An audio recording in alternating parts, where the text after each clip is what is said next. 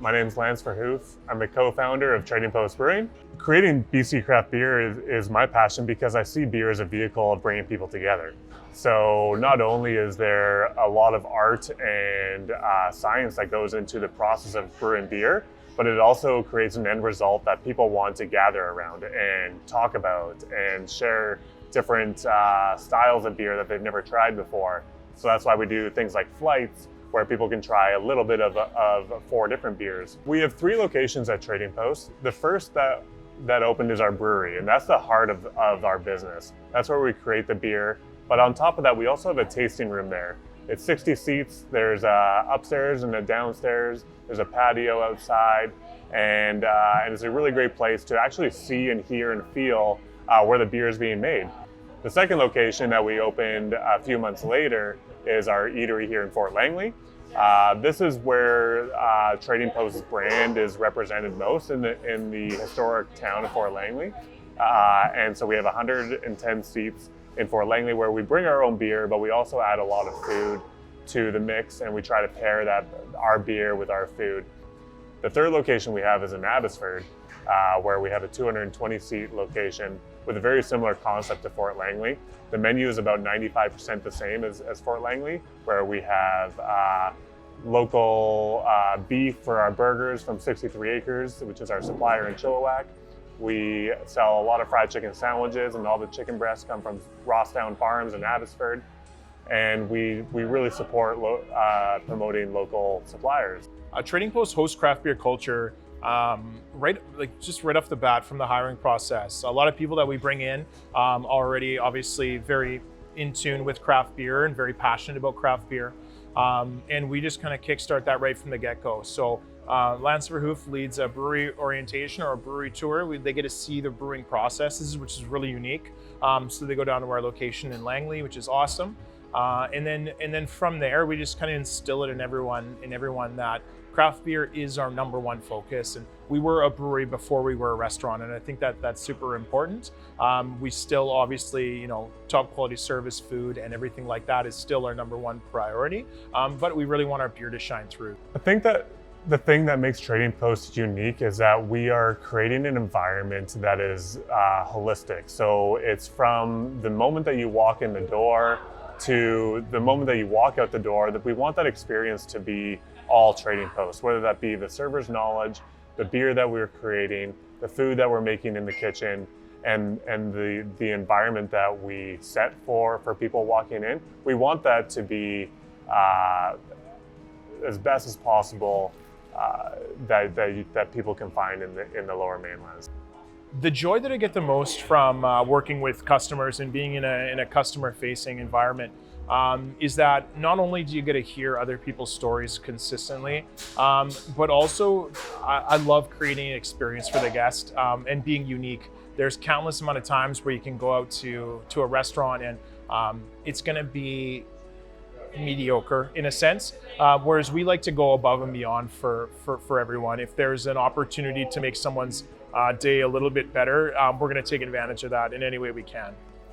This key to our success is our people, and we have amazing managers, we have amazing servers, we have amazing chefs and cooks and marketing and operations. All of that stuff, it relates to people, and I'm really proud of our team, and that's the main reason for our success. My name is Tony DeWald. I'm the brewmaster.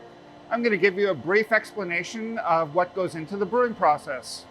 So first, we take malt, which is mostly barley malt, some wheat, sometimes oats. We crush it in our mill, and then it comes into our first container over here, which is called the grist case. From the grist case, it drops into the vessel here called the mash tun.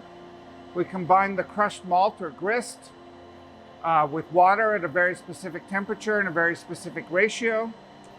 That process called saccharification takes about 45 minutes. After that point, what we do is we recirculate the sweet liquid, which we now call wort, W-O-R-T. And what we're trying to do is extract the clear liquid and leave all the solids behind. Now we're drawing the clear liquid off the bottom and pumping it into the second vessel. So we run the kettle up to about 1,800 liters pre-boil. And it's at that point that we add hops. Hops are a flowering vine that grows here in the Pacific Northwest. They're especially grown along the 49th parallel all over the world. Depending on the kind of beer I'm making, I'll select different varieties of hops and use different amounts of them to achieve the flavor profile that I'm looking at for that specific beer. The first charge of hops is known as bittering hops, because quite literally all the flavor is being boiled off, and it's just the bitterness contained in the hops as alpha acid is left behind. So at the end of the 90 minutes, we add a second charge of hops, and these are called aroma hops. And quite literally, they add hop flavor and aroma to the beer. Once we set the kettle up, in about 15 minutes of pumping it to create this effect of stirring, all the hop matter and the protein matter goes to the very middle. We turn the pump off and gravity takes over and deposits a perfect cone in the middle of the kettle floor. The wort then travels further along to one of the first 5 vessels in the brewery, and these are called the primary fermentation vessels. It's at this point that we add the yeast. The yeast is the living magic ingredient. The yeast biotransforms that liquid into the beer that we all love. And so the toughest part of my job is every day when I get here in the morning, I have to sample each and every tank. And when I believe that the flavors are at their peak of ripeness, what we'll do is transfer that beer into the bright tanks, they're called, and it's at this point that we add a little bit of finings. And then the beer gets carbonated and then either kegged or put into cans for us all to enjoy.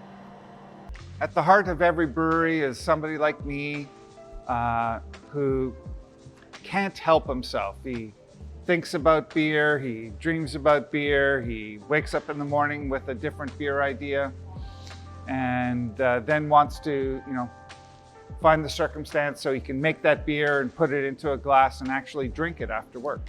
The most joy I have in brewing beer, and I get to do this every week, so usually 2 or 3 times a week.